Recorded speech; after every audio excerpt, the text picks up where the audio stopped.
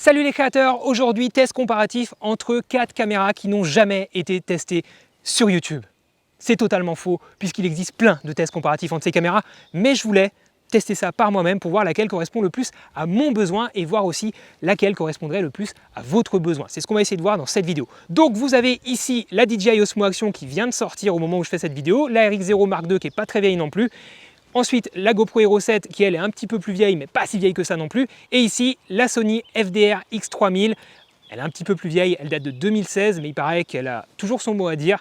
Donc j'ai voulu l'intégrer dans ce comparatif. On va voir quelle caméra est faite pour moi et laquelle est faite pour vous.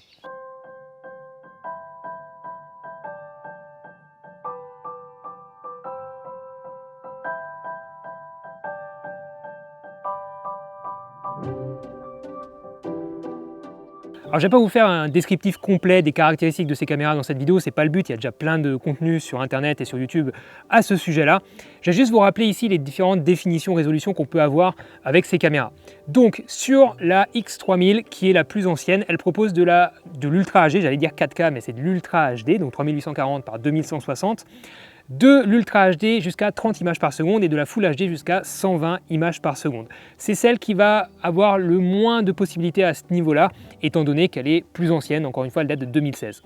Ensuite vous avez la RX0 qui va proposer elle aussi de l'Ultra HD jusqu'à 30 images par seconde et cette fois-ci de la Full HD avec un mode HFR, High Frame Rate, jusqu'à 1000 images par seconde, ce qui est juste fou. Par contre, en termes de qualité d'image, il va falloir chercher des situations lumineuses avec beaucoup de lumière pour que ça rende quelque chose de convenable, ce qui est tout à fait normal. Ensuite, vous avez la Hero 7 qui, elle, va proposer de l'Ultra HD jusqu'à 60 images par seconde, donc au ralenti, ça c'est super intéressant, de la 2,7K jusqu'à 120 images par seconde et enfin de la Full HD jusqu'à 240 images par seconde, donc de la Full HD avec vraiment des ralentis très intéressants aussi. Ensuite, vous avez donc la dernière arrivée, la DJI Osmo Action, qui elle propose de l'Ultra HD à 60 images par seconde comme sur la GoPro Hero 7. Par contre, elle ne propose pas de 2,7K jusqu'à 120 images par seconde puisque sa 2,7K se limite à 60 images par seconde également. Par contre, la Full HD est comme celle de la GoPro Hero 7 puisqu'elle propose de la Full HD jusqu'à 240 images par seconde. Alors du coup, moi dans ce test, je vais comparer ce qui est comparable, c'est-à-dire que je ne vais pas tester tous les modes de ces caméras-là, je vais me contenter de l'Ultra HD en 25 images par seconde parce que j'ai l'habitude de filmer avec mon Sony A7 III en Ultra HD 25 images par seconde. Donc juste voir ce qu'elles ont dans le ventre, comparer à mon A7 III et savoir si je pourrais mixer ces caméras-là avec mes images de l'A7 III. C'est ça qui m'intéresse ici. Alors forcément, intuitivement, je vais me dire que la RX0 va pouvoir filmer effectivement en S-Log 2 avec le même profil d'image que sur mon Sony A7 III, donc cette caméra part avec un réel avantage, mais on va voir comment s'en sortent les trois autres.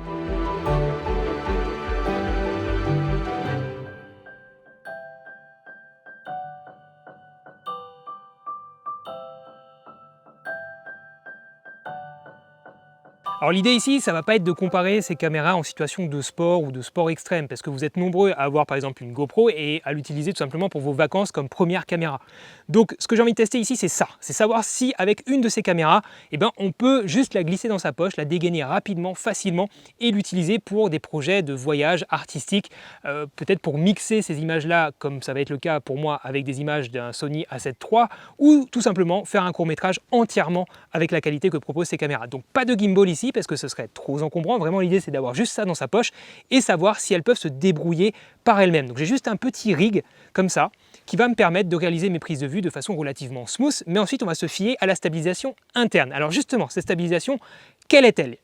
Elle ne joue pas à jeu égal toutes ces caméras, tout simplement parce qu'ici, on va avoir sur la GoPro Hero 7 une stabilisation électronique. Pareil sur l'Osmo Action, pareil sur la RX0, notamment avec une partie en externe via une application dédiée, mais on ne va pas pouvoir exporter au-dessus de la Full HD, même si on filme en 4K avec cette application. Donc ça, c'est un petit point négatif ici sur la RX0. Par contre, la X3000 tire vraiment son épingle du jeu ici, puisqu'elle propose de la stabilisation optique plus électronique. Donc théoriquement, la meilleure stabilisation, on va l'avoir sur la X3000. Je vais essayer de faire un travelling avant en allant tout doucement, donc vraiment essayer d'avoir un mouvement très fluide pour éviter tous les tremblements. Normalement l'Osmo Action et la GoPro Hero 7 et la X3000 devraient bien s'en sortir puisqu'elles ont une stabilisation interne, soit optique, soit numérique. Là forcément la RX0 va avoir quelques faiblesses sur un mouvement comme ça.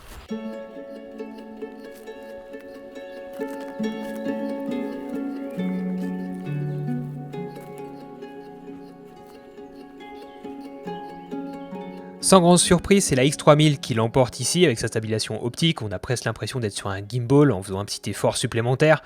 Et la RX0 bien sûr va être en fin de classement. Ensuite, je placerai moi l'Osmo Action devant la Hero 7. Je suis un petit peu déçu ici du résultat de la Hero 7. On m'a beaucoup vendu l'Hypersmooth de GoPro. Donc je m'attendais un petit peu à mieux. Pour revenir sur la RX0, j'ai voulu tester l'application Imaging Edge qui permet d'appliquer une stabilisation numérique en post-traitement qui se base sur les données du gyroscope de la RX0. Malheureusement, je n'ai pas réussi à transférer mon fichier vidéo en Ultra HD sur mon smartphone et j'ai découvert en fait que mon smartphone n'était pas assez récent.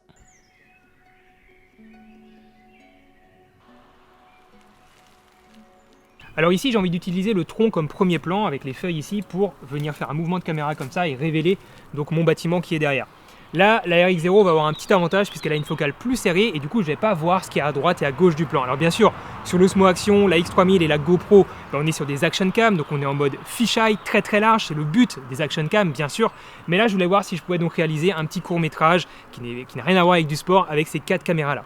Donc pour le coup là la RX0 a un petit avantage, ce qui est tout à fait normal. Alors je vous disais pas de gimbal mais aussi pas d'accessoires. L'idée c'est d'être le plus léger possible et le moins cher possible que la caméra dans sa poche, je vous le disais tout à l'heure. Donc pas de télécommande par exemple pour la Hero 7, pas de télécommande pour la X3000. DJI ne propose pas encore de télécommande pour l'Osmo Action au moment où je fais cette vidéo et pas de télécommande pour la RX0 Mark II non plus. Je ne vais pas non plus utiliser l'application smartphone de ces caméras, en tout cas pour le tournage, tout simplement parce que je trouve ça juste pas pratique de devoir sortir son smartphone, user sa batterie, avoir peut-être des problèmes de connexion, avoir des problèmes de fiabilité. Et puis en fait tout simplement j'ai envie lorsque je voyage que ce soit le plus simple possible.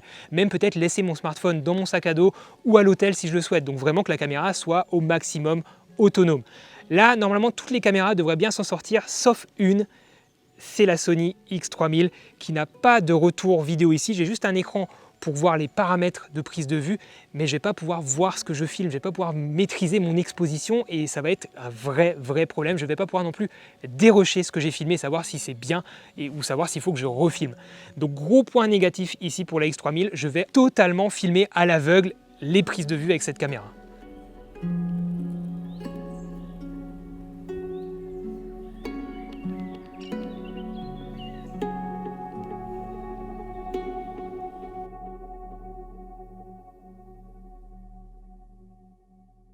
Alors en fait, pendant que je suis en train de réaliser ce test comparatif de ces 4 caméras, je vous tourne aussi une autre vidéo, un autre test, cette fois-ci du nouveau micro HF de Rode, le Rode Wireless Go que j'ai juste ici, donc c'est un micro sans fil.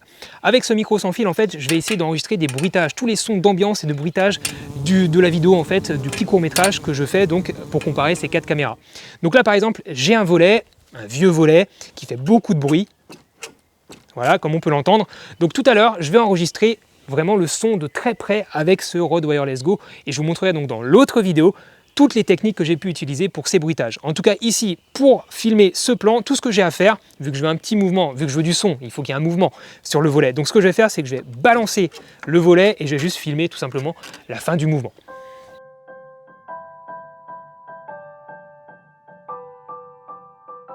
Alors pour les personnes qui souhaiteraient vlogger, se filmer en mode selfie, il y a 2 caméras qui vont se démarquer ici. Ça va être l'Osmo Action avec son écran de façade et la RX0 Mark II, attention, avec son écran réversible. Voilà, c'est pas ce que je vais tester aujourd'hui puisque je vais plutôt filmer un court métrage et je vais jamais me filmer moi de face en mode selfie, mais ça pourrait être un de mes besoins lorsque je voyage, notamment pour ma chaîne YouTube. Du coup, si votre besoin c'est ça, c'est de vlogger, d'enregistrer votre voix ou celle de quelqu'un d'autre, quelqu'un que vous interviewez par exemple, déjà vous allez pouvoir utiliser forcément le micro interne de ces 4 caméras. Et ça casse pas des briques, on est d'accord, vous n'allez pas pouvoir enregistrer un bon son, même si ça fait un petit peu le job, mais dès que votre sujet va s'éloigner, vous l'entendrez beaucoup moins bien, et si en plus il y a des bruits ambiants, vous entendrez beaucoup trop ces bruits ambiants. Donc l'idéal, ce serait de pouvoir utiliser un micro externe. C'est un peu le seul accessoire que je vais vouloir rajouter ici, puisque vraiment le son est très important en audiovisuel, vous le savez, on le répète suffisamment.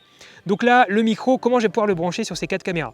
Déjà, sur la Hero 7, il existe un adaptateur USB-C vers jack 3.5. C'est bien, je vais pouvoir brancher mon micro, mais il faut que j'achète un adaptateur. Donc ça, c'est vraiment ce que je vais pouvoir reprocher ici à la Hero 7. Sur l'Osmo Action, j'ai pas d'accessoire. Donc ça, à ce jour, c'est un gros point négatif ici pour l'Osmo Action. Je ne peux pas brancher de jack 3.5 sur l'Osmo Action. À ce jour, je précise bien, peut-être qu'il y aura un accessoire qui sortira bientôt. Je crois qu'il en existe un pour l'Osmo Pocket. Je ne sais pas s'il est compatible, mais peut-être qu'il l'est. En tout cas, sur le site DJI, pour l'instant, il n'y a pas d'accessoire Jack 3.5 qui est proposé pour l'Osmo Action. Sur la RX0 Mark II, j'ai directement un Jack 3.5 qui est proposé sur le boîtier, donc je peux me brancher directement dessus, et pareil sur la X3000.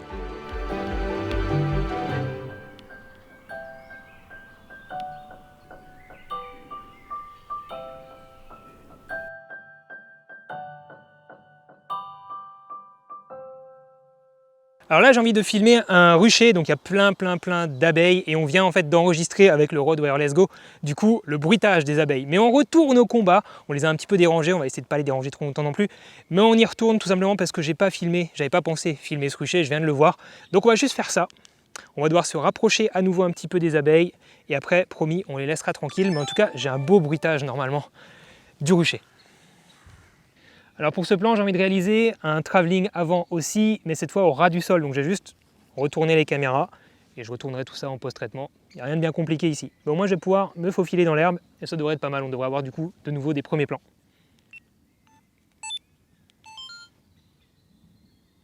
Ok, c'est parti.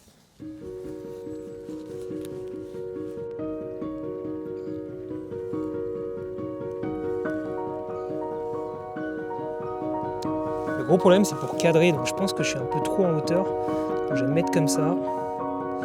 Et là clairement, la RX0 a un avantage, c'est que je peux plier l'écran vers le haut et du coup bien voir ce que je fais en fait. Donc je vais juste m'aider de l'écran de la RX0 pour toutes les autres caméras.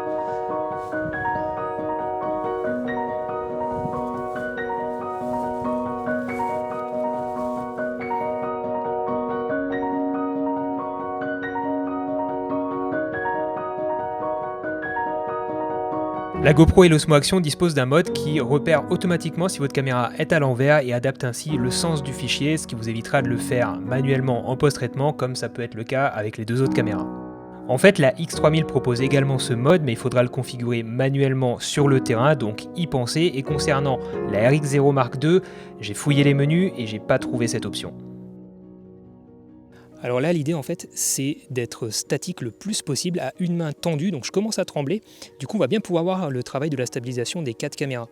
On a l'Osmo Action et la GoPro Hero 7 qui sont vraiment à l'extrémité de mon rig, vraiment au bout, donc forcément, les mouvements vont plus se voir que sur la RX0 qui est au centre.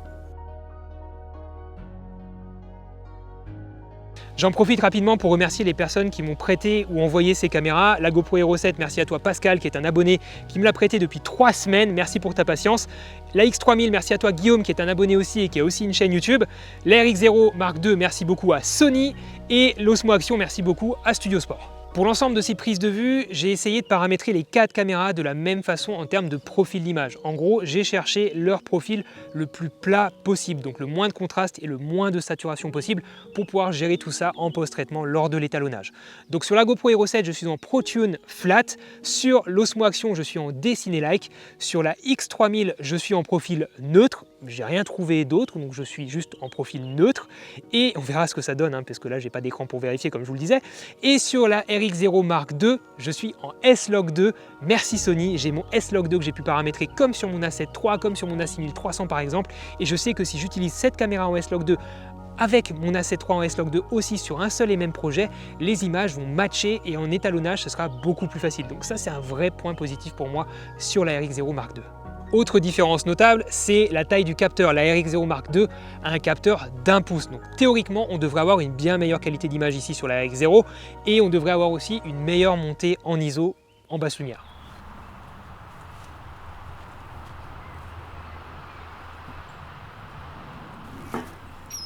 Alors, on va essayer ces caméras en basse lumière. Ici, on a de l'urbex, en fait, un bâtiment abandonné.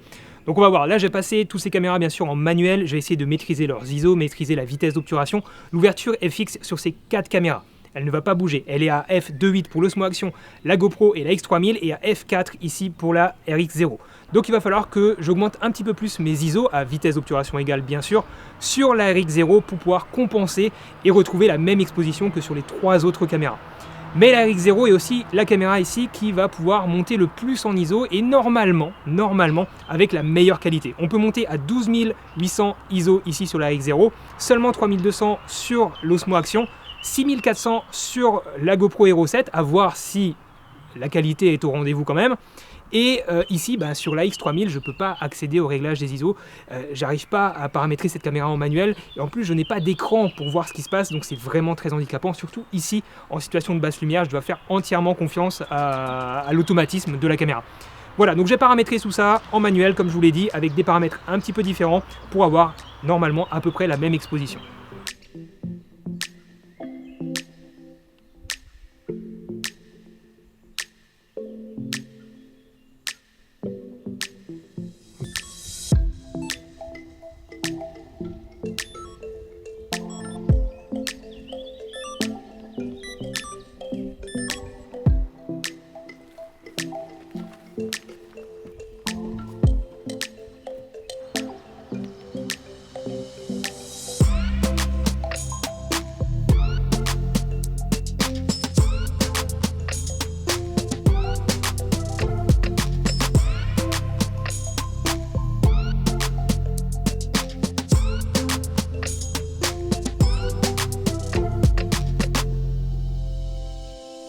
Le fait de ne pouvoir régler ni la vitesse d'obturation ni les ISO manuellement sur la X3000 est clairement rédhibitoire pour moi. Comme on pouvait s'en douter, la basse luminosité n'est pas du tout le point fort de ce type de caméra, ce qui est tout à fait normal. Je suis quand même très déçu de l'Aero 7, on a une image qui n'est pas du tout exploitable avec une perte de qualité vraiment très importante. Idem pour la X3000, on a une réduction de bruit automatique qui doit être appliquée je pense, qui fait qu'on va perdre beaucoup de détails là aussi. On est un petit peu mieux sur l'Osmo Action, on va préserver plus de détails. Et par contre celle qui va vraiment le mieux s'en sortir ici, sans grande surprise, c'est la RX0 Mark II. Regardons maintenant d'un peu plus près la qualité des images. L'image de l'Osmo Action semble plus nette, ce qui est assez caractéristique de ce que j'ai pu voir chez DJI, notamment à l'époque sur le Mavic 1 et même sur le Mavic 2. On a souvent comme ça un ajout de netteté qui est fait par DJI et j'ai pas trouvé d'option ici sur l'Osmo Action pour enlever cet ajout de netteté puisque clairement il s'agit d'un ajout de netteté numérique. La X3000 s'en sort très bien, la RX0 également, en plus j'ai pu personnaliser vraiment les moindres détails de mon profil d'image ici. Par contre je placerai l'Aero 7 en bas du classement. Alors peut-être que certaines personnes préféreront l'image plus douce de l'Aero 7, en ce qui me concerne je vais préférer l'image de la RX0, c'est un peu un entre-deux qui va me permettre de mieux gérer toutes ces questions de netteté, de saturation, de contraste en post-traitement. Question dynamique d'exposition, sans grande surprise c'est le capteur 1 pouce de la RX0 qui s'en sort le mieux. On pouvait s'y attendre, mais on a la confirmation. Je pense qu'il est temps maintenant de faire le point sur ces différents tests et de voir quelle caméra est la plus adaptée à votre besoin. J'ai donc identifié 3 types de besoins. Les personnes qui souhaiteraient réaliser des vidéos de voyage, des vlogs, les personnes qui souhaitent réaliser des projets artistiques, cinématographiques et enfin, bien sûr, les personnes qui vont utiliser ces caméras dans un contexte sportif. Nous allons commencer par ce que vous faites le plus avec ce type de caméra d'après les différents sondages que j'ai pu voir, à savoir les vidéos de voyage et de vlog, avec les critères suivants, la qualité globale de l'image en vidéo, la qualité en basse lumière, la focale, l'ouverture, la stabilisation, la possibilité d'ajouter un filtre ou non, le mode manuel s'il existe, l'ergonomie globale, les fonctionnalités, l'autonomie et l'éventuel mode selfie, ainsi que le prix bien sûr. Allez, c'est parti, on ouvre les hostilités et je vous invite à faire pause pour prendre le temps de déchiffrer toutes ces notes.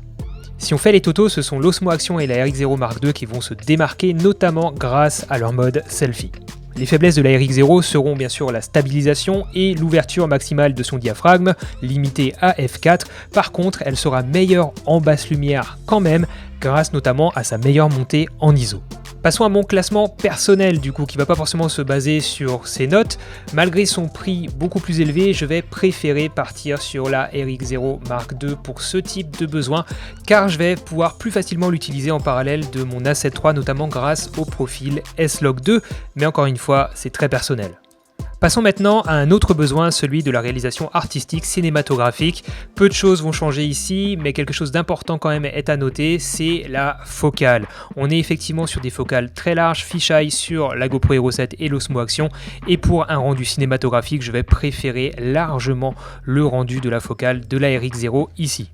J'ai par ailleurs mis en retrait ici le critère du mode selfie qui est selon moi plus très important pour ce type de besoin et ça place du coup les 3 premières caméras ex aequo en tout cas dans ce tableau, mais en ce qui me concerne, mon choix va nouveau s'orienter sur la RX0 Mark II, encore une fois en raison du S-Log2 mais aussi de la taille de son capteur 1 pouce. Pour ce qui est des vidéos sportives, c'est toujours la GoPro Hero 7 qui, selon moi, reste indétrônable. Elle a notamment un mode Super View, donc très grand angle qui est très immersif en sport et donc parfaitement adapté. Et en plus, à ce jour, c'est celle qui a proposé le plus d'accessoires pour réaliser des prises de vue dans n'importe quelle condition en sport. Allez, courage, on a bientôt fini, mais pour vous aider vraiment à faire votre choix, j'ai encore quelques différences entre ces caméras que j'aimerais vous partager. J'ai vraiment adoré l'ergonomie, la simplicité, la sobriété des menus de l'Osmo Action. L'écran est plus grand, le tactile répond mieux que sur la Hero 7, c'est plus intuitif, c'est plus rapide. Bref, j'ai vraiment adoré l'Osmo Action à l'utilisation. Allez, dernier point à aborder avant de vous laisser voter pour la caméra qui vous aura le plus séduit, la question de l'autonomie de la batterie. J'ai débuté le tournage avec 100% de batterie sur les 4 caméras et filmé exactement la même chose. Ça représente à peu près 18 minutes par caméra, plus le temps de paramétrage, j'estime à 40 minutes le temps d'utilisation de chacune des caméras. Celle qui va s'en sortir le mieux, c'est la X3000 qui aura au final très peu utilisé sa batterie, donc ça c'est vraiment très appréciable. Suivi ensuite par l'Osmo Action qui est talonné de très près par la GoPro Hero 7 et enfin, en fin de classement, la RX0, ce qui n'a pas vraiment été une surprise pour moi. Allez, je vous laisse maintenant découvrir les 4 mini-réalisations à la suite en plein écran et voter pour celle qui vous aura le plus convaincu.